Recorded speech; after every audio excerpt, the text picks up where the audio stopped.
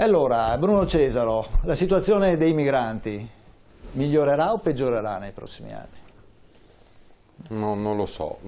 Io, se continua così, se tutto va bene, siamo rovinati.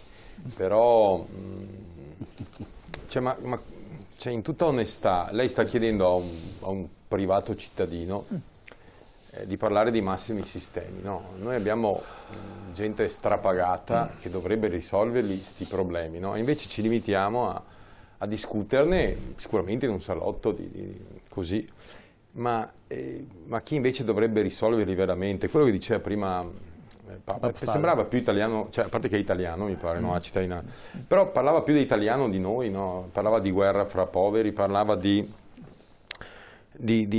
momento di gravissima crisi economica e non c'è lavoro per noi e dobbiamo dare lavoro a loro, no? A me viene da ridere quando sento, viene da ridere un riso amaro, il riso di Franti di De Amicis del libro Cuore, è un riso che non si cuoce, si diceva. Mi viene da ridere quando questi buonisti di professione predicano e dicono dovremmo dar da fare qualcosa a questi clandestini no, vabbè, quello che sono, no? Questi migranti, dovremmo farli lavorare. Sì, e gli italiani guardano, gli italiani abbiamo il 50% circa di disoccupazione giovanile, abbiamo centinaia di milioni di voucher che funzionano regolarmente adesso, questa è l'abbattimento della disoccupazione sono i voucher, no? Tu fai lavorare uno 8 ore al giorno e gli dai un voucher e gli altri gli dai in nero. Questo è quello che non si dice, ma che così funziona l'economia. Ecco. Quello che succede nella realtà. Papa diceva prima, e li facciamo star lì, sti giovani, gli è sfuggito, sono tutti giovani, hai detto, no? Sono tutti giovani, io vedo solo giovani. Mi ricordo che hanno fatto un anno e mezzo fa, nel Cara di Mineo, che è il più grande centro italiano, c'erano 3.208 ospiti, sotto i 12 anni c'erano 14 persone, su 3.208, allora uno gli dice queste famiglie che arrivano, che sono... gli viene un po' da pensare. E io penso che Papa sia sposato, no? Giusto?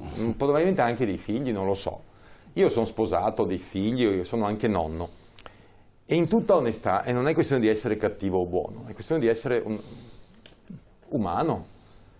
Se i miei figli stanno soffrendo, stanno morendo di fame, io per forza di cose do prima da mangiare ai miei di figli e poi mi curo degli altri. Prima Casen diceva la bontà si limita a un bicchiere d'acqua, glielo do a uno che bussa alla mia porta, gli do un bicchiere d'acqua, gli do un pezzo di pane, ma poi basta.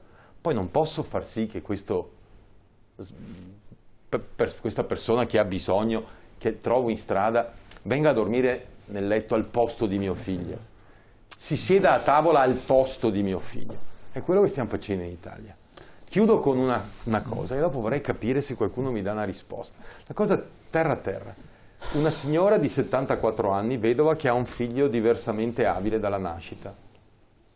Gli è stato chiesto a Padova che per accoglierlo in una casa famiglia, quando lei non ci sarà più, e sarà questione di qualche anno, perché, ecco, gli è stato chiesto che debba pagare 65 euro al giorno.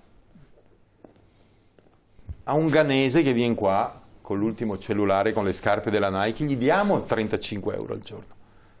E poi tu mi parli di scontro, è normale che ci sia lo scontro.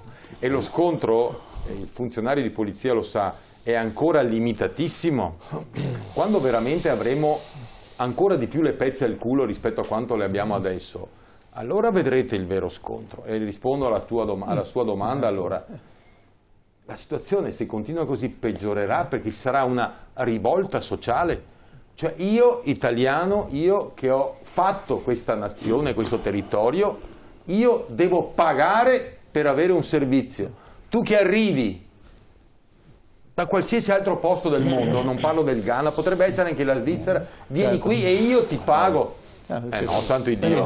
Facciamo rispondere allora, sì, sia Papfalla che, ma non funziona che Fanelli così, che vogliono Ma tu intervenire. dimmi se, tu che sei una persona sensata, dimmi ma- se un'italiana deve ma pagare l'aveva detto in 65 apertura. euro Però- e a sti qua gli do 35, anzi se fai finta di essere minorenne sono 47, no? Lascio Fausto ma io rispondere, poi penso dopo preciso qualcosa. No, ma non è io che non è una voglio domanda entrare nelle retorica la discussioni. mia, è una domanda retorica.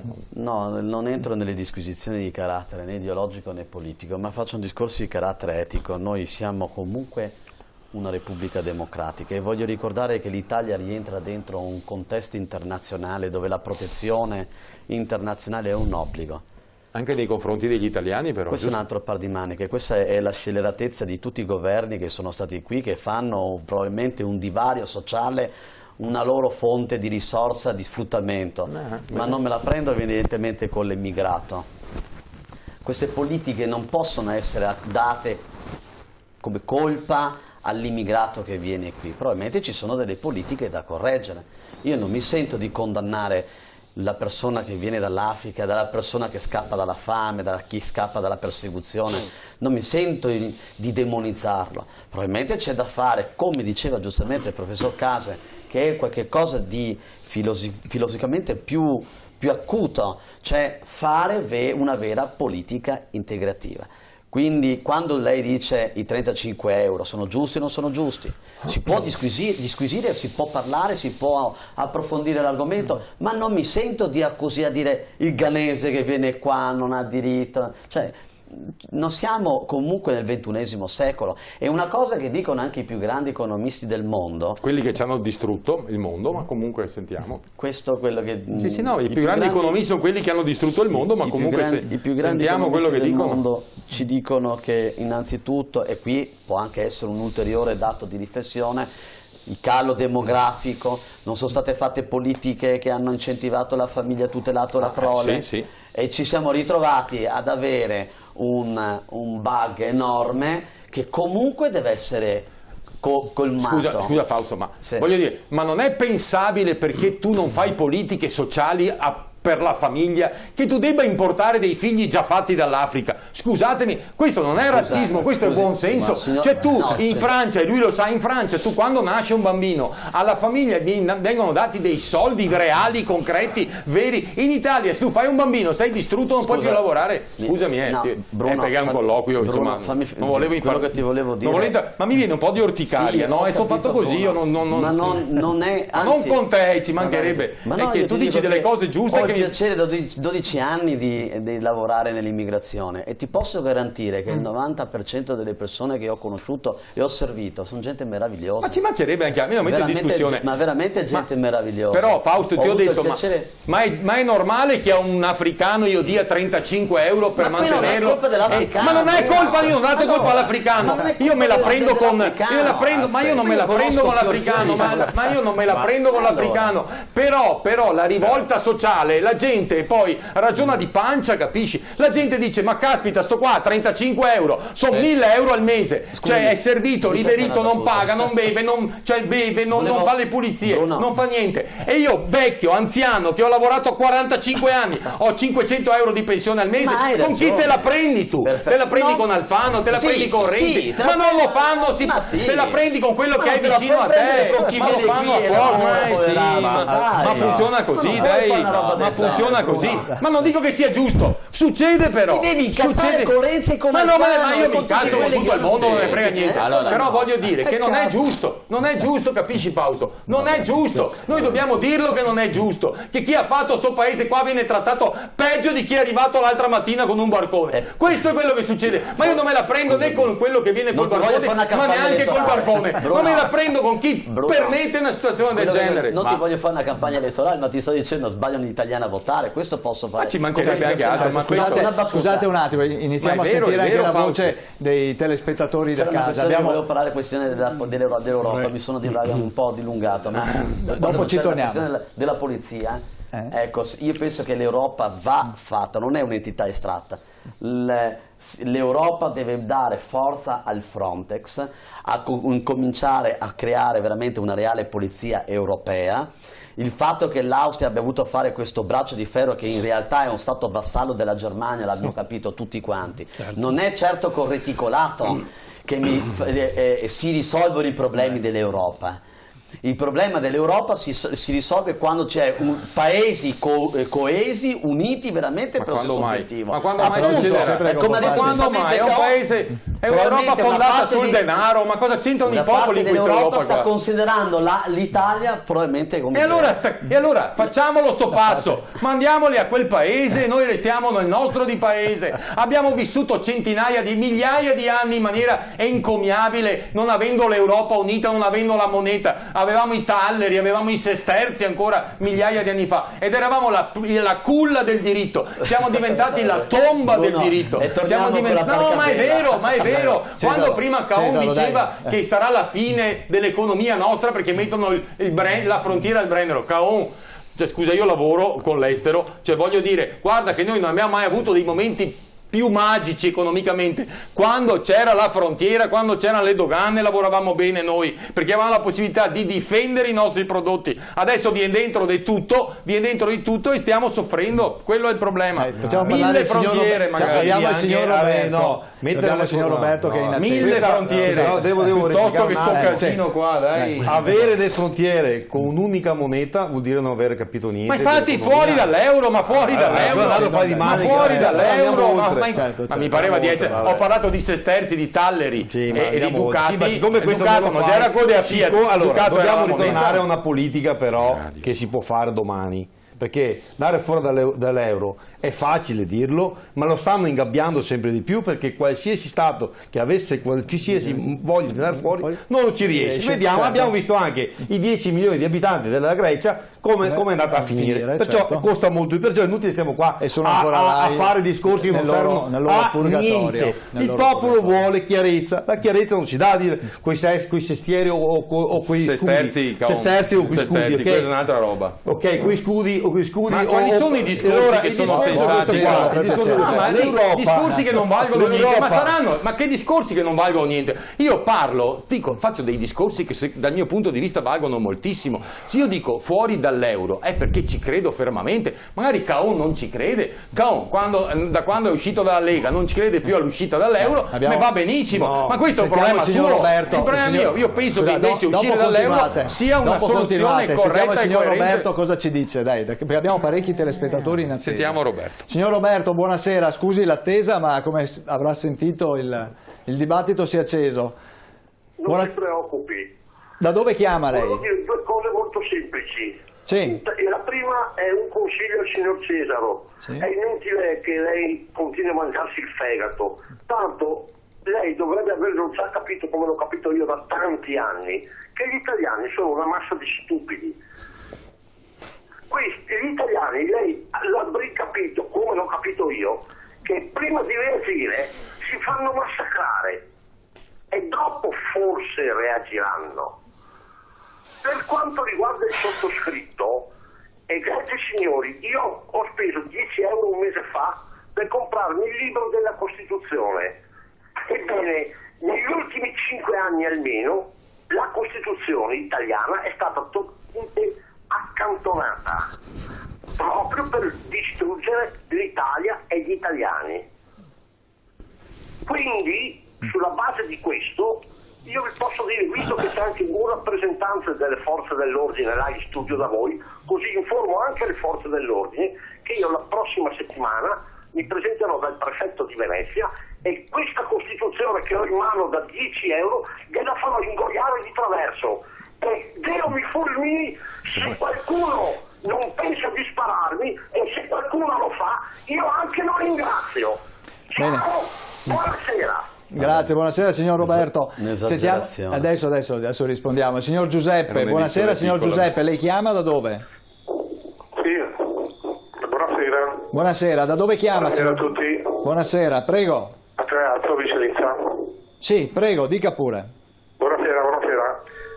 Niente, i miei pensieri sono già stati espressi in trasmissione, ma comunque vorrei ripeterli perché mi sembrano importanti. Cioè, intanto i cosiddetti buonisti secondo me non sono buonisti, ma sono incapaci di governare i problemi che ci sono in Italia, e quindi i problemi capitano anche in mare, i morti succedono perché questa gente non capisce che nessuno vuole fermarli e quindi arrivano, anche perché in Spagna, se non sbaglio, questa migrazione l'hanno fermata. E poi sentivo il sindacalista lì della polizia parlare, ma lui parla con le leggi in mano, ma la giustizia, niente giustizia. Benissimo, Grazie molto. grazie a lei signor Giuseppe, grazie a lei signor Giuseppe. domanda. Sentiamo anche la signora Michela che è al telefono. Buonasera signora Michela. Pronto? Non la sentiamo. Non l'ho capito. Pronto, buonasera. Eccola qua. Sentite? Prego, sì, la sentiamo Pronto? adesso. Prego, prego. Pronto? Noi la sentiamo benissimo signora. Prego. Buonasera a tutti. Io vorrei che queste trasmissioni prendessero altre sfaccettature. Ormai siete omologati alle trasmissioni di Rai, Mediaset e La 7. A me piacerebbe sentire la gente che parla, non gli ospiti, però provocatoriamente avrei delle domande da fare agli ospiti. Prego.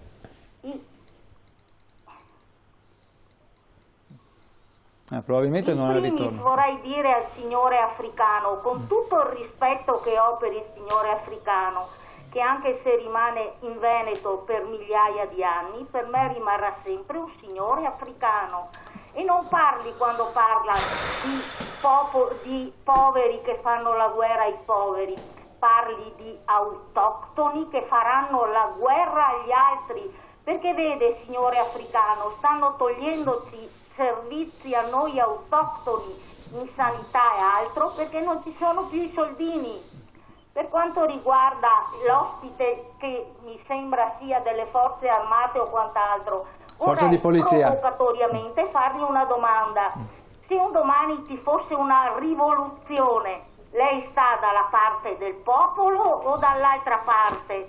Per quanto riguarda un'ultima domanda, mi piacerebbe sapere come mai gli unici a non avere nessun problema in questi mesi, anni, eccetera, sono i paesi arabi. Vedevo nel Qatar l'altra settimana un rally che è durato una settimana, un rally di macchine e moto, che è durato una settimana e non hanno nessun problema da quelle parti. Per quanto riguarda il Marocco, se non erro, ha il re che è uno di quelli che ha i conticini all'estero, altro che figlio di Maometto, erede di Maometto. Benissimo. Andatevi a fare un giro nei monumenti ai caduti della prima guerra mondiale e poi ne riparleremo. Grazie alla signora Michela. Ancora una telefonata al signor Roberto. Buonasera signor Roberto, lei da dove chiama? Buonasera a lei, io chiamo dalla provincia di Venezia. Buonasera, prego. Allora, anzitutto mi dispiace che nel 2016 ci siano persone che devono abbandonare il loro paese per la guerra, perché vivono male, tutte queste cose qui. Sono anch'io un essere umano. Ma allora bisogna riflettere un po' se noi siamo in grado o meno di tendere le braccia a ruota libera ovunque. Perché se non abbiamo una spina dorsale noi, io penso sia assolutamente difficile, se non impossibile, aiutare la gente a caso.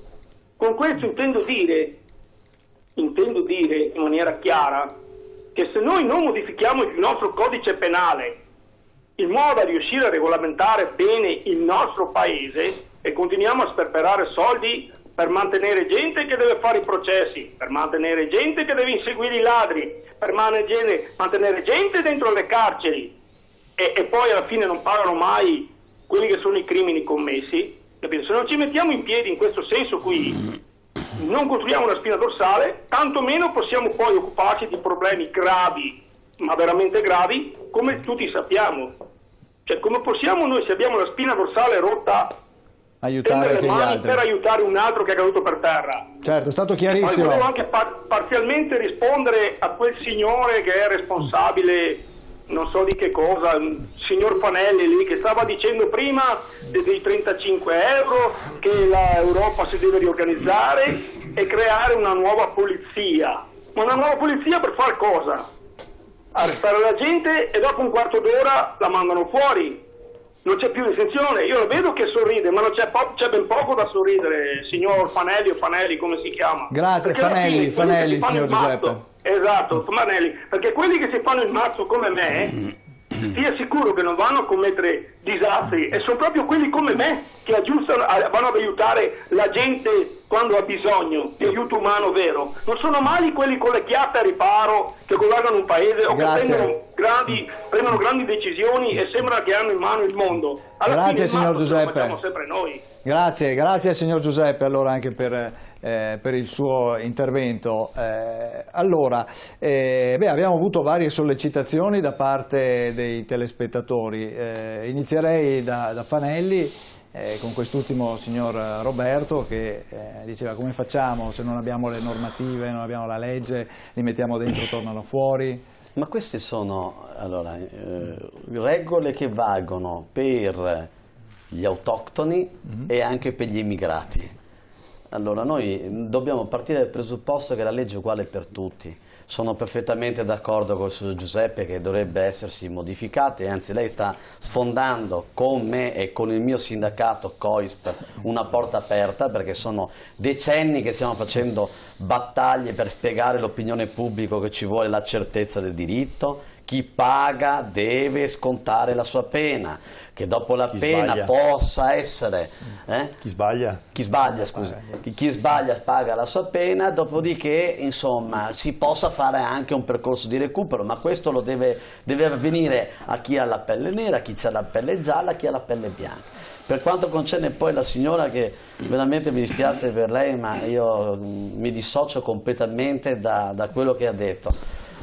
Io innanzitutto, se scoppia una rivoluzione, io sarò sempre dalla parte della Costituzione e delle leggi ordinarie, io come tutti gli altri migliaia di persone, perché vede signora, come ha detto lei, sì, ha ragione, ci sono delle lapidi che parlano della prima guerra mondiale, della seconda guerra mondiale e della guerra civile che ha funestato il nostro paese, ma proprio quelle persone che sono morte ci hanno dato questa libertà, questa uguaglianza, questa democrazia. E io il signor Pal non lo considero un africano, lo considero un italiano come me, perché il signore lo conosco da tantissimi anni, lo conosco da una vita, da 12-14 anni, persona onestissima, un grande lavoratore, paga i contributi, una famiglia bellissima e i figli integrati, e io sono onorato che lui sia qui nel nostro paese. Detto questo, poi per quanto concerne l'altra questione, l'altra domanda che adesso mi sfugge perché... dopo c'era un'altra cosa relativa a... La seconda telefonata, adesso mi sfugge, non me la sono annotata. Stavo guardando il signor Giuseppe, era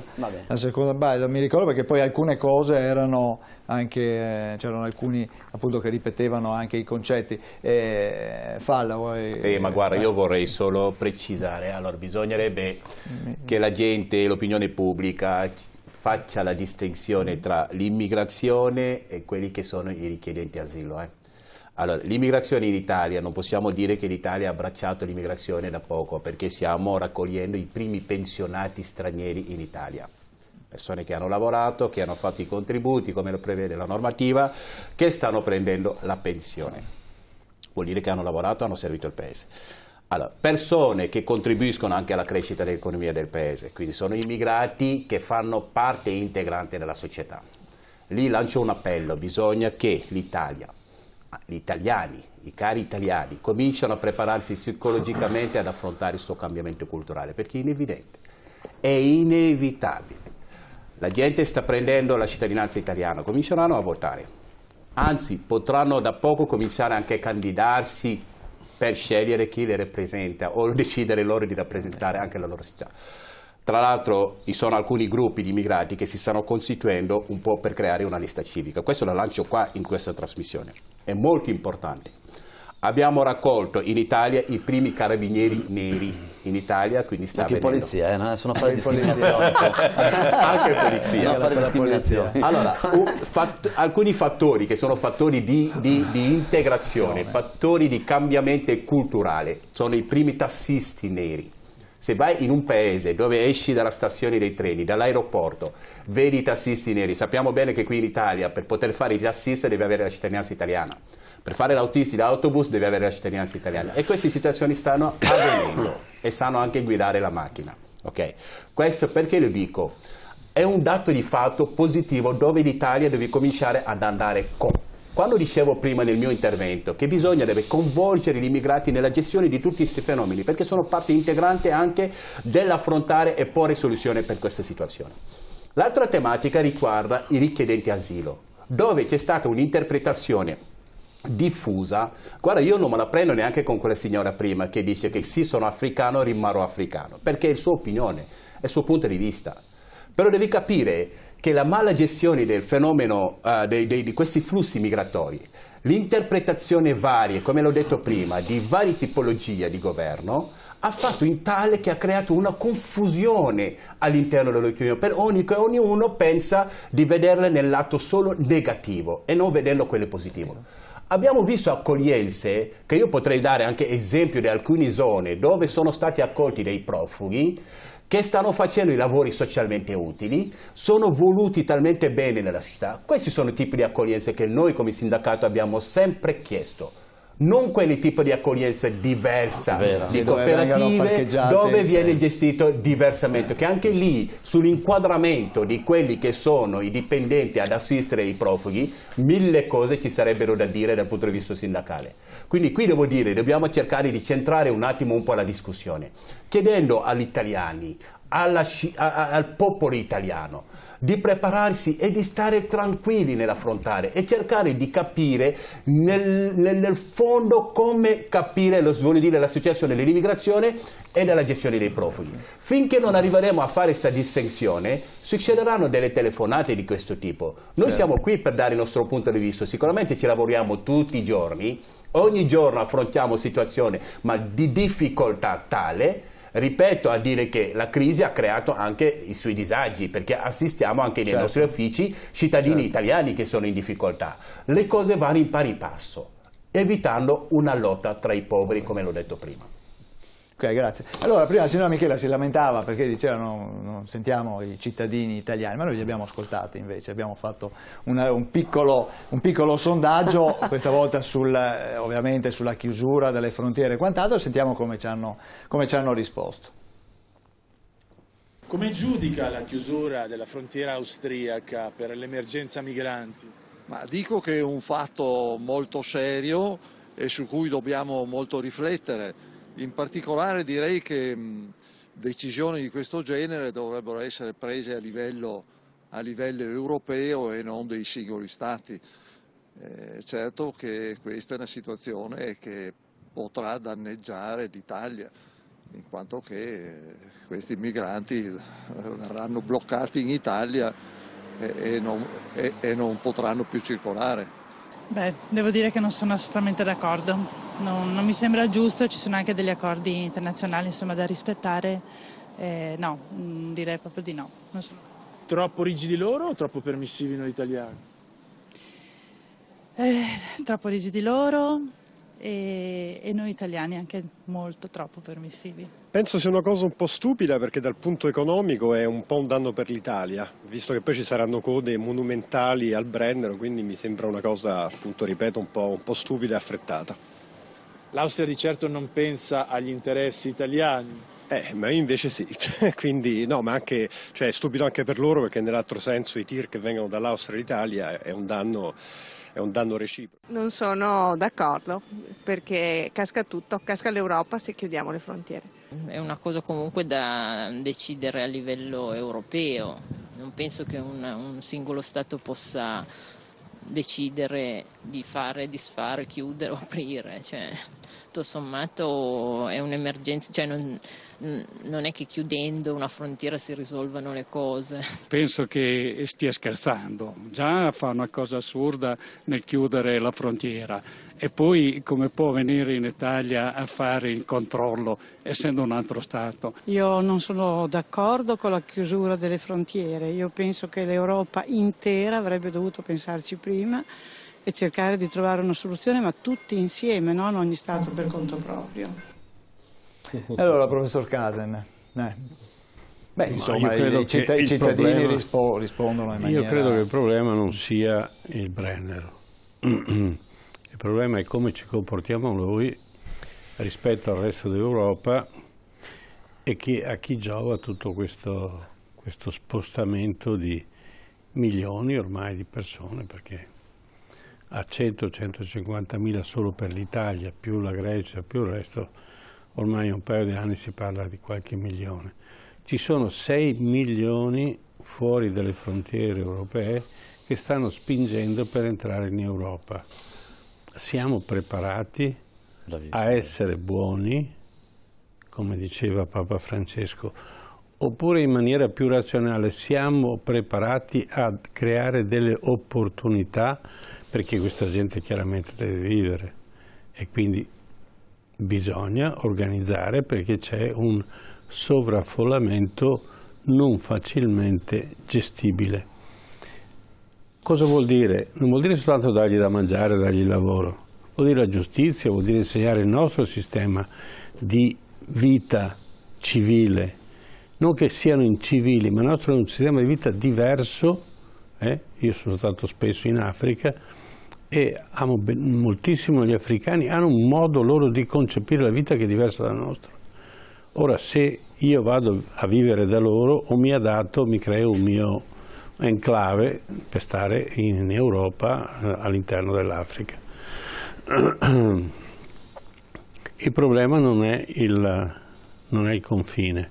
Il problema è che cosa facciamo noi in questo momento rispetto a tutto il resto d'Europa.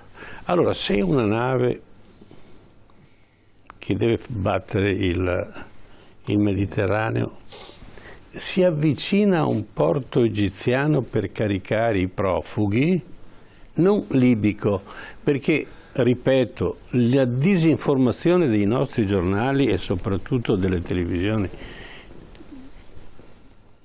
non Rai, Rai diciamo la paghiamo, per cui non ci racconta che noi andiamo a prenderli a casa, li carichiamo in nave, perché non fanno, talvolta non fanno 10 miglia, entriamo nelle acque territoriali degli altri paesi, li carichiamo e li portiamo in Italia. Poi dice chiudono il Brennero, ma io penso che un cretino austriaco vorrà capire che cosa sta succedendo. E allora dice fermati un attimo, non sto difendendo gli austriaci, è la patria di tutti i più grandi dittatori europei. Fermati un attimo e spieghi cosa vuoi fare con questa cosa, perché questa operazione vale miliardi. Cioè non è che sono dei profughi che camminano in mezzo ai campi, come abbiamo visto nella Serbia e in altre parti, no? Certo, le immagini erano dei domenici, anche quelli della...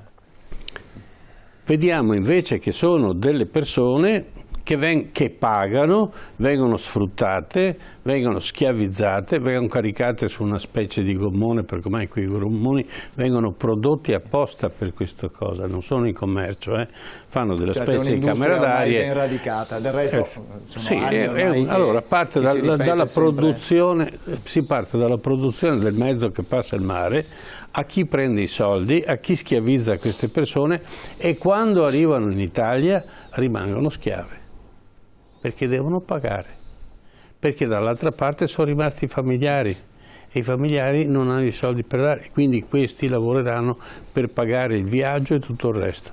Non parliamo poi di traffico di organi, di bambini, di altro tipo di schiavitù, caporalato e tutto il resto che viene di conseguenza. Riusciamo a gestire questa cosa. Allora poi nell'accoglienza, è uscito 2 settimane fa lo scandalo in Sicilia di un centro di raccolta di 2.500 profughi, parliamo di 3 milioni all'anno di sovvenzione. Il profugo non vede i 35 euro, parliamoci chiaro. Anche i poliziotti che lavorano là dentro lavorano in condizioni disumane. Disumane, appunto. Non vedono i soldi. Chi lo vede? Il capo della associazione cooperativa, certo, chiamatela quello cristiano, tutto quello che è. Ci mette una bella etichetta e Mafia Capitale ce l'ha rivelato, no? Certo, ecco, allora è inutile che io con la signora che telefona, poveretta, che dice ma io così colà. L'altro aspetto, io volevo riprendere un attimo la discussione che che aveva fatto Cesare.